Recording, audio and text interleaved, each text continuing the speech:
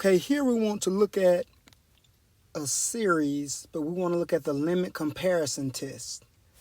Now,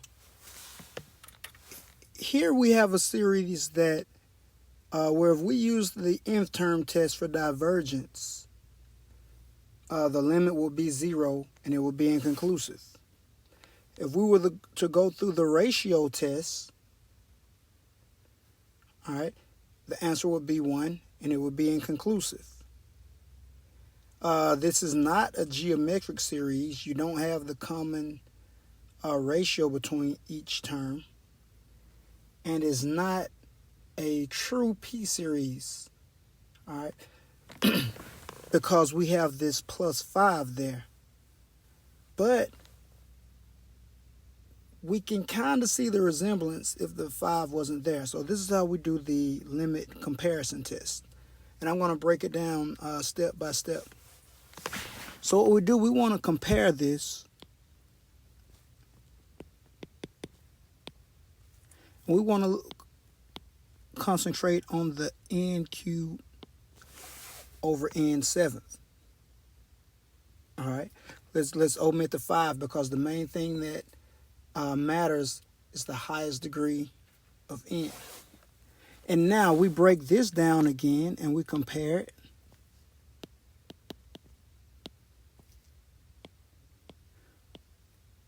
To 1 over n to the 4th. Now, this looks like a p-series.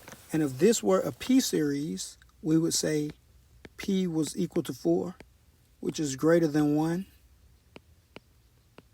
So this series converges, all right? But we need to confirm this. So what we do, we come back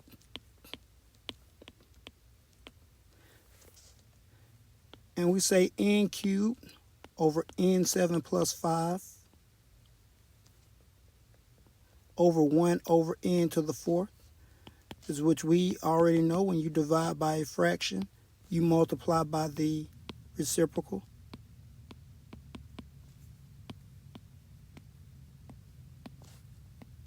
So if we multiply this out and simplified it, we would end up getting n to the 7th over n to the 7th plus 5. And the limit is this, as n approaches 0, we look at the ratio of the leading coefficient since the degrees are both 7. So this would give us 1. Now the limit comparison test says if the limit is positive and finite. So is it positive? Yes. Is it finite? Yes, it doesn't equal infinity. So therefore, since the limit is positive and finite, then this first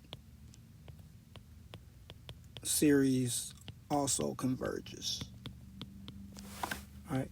So I'm going to go back. This is inconclusive by the nth term test and also by the ratio test. Okay, it's not a geometric series and it's not a true p-series, but we have to get it to something that it closely resembles a p-series. So that's how we compare it.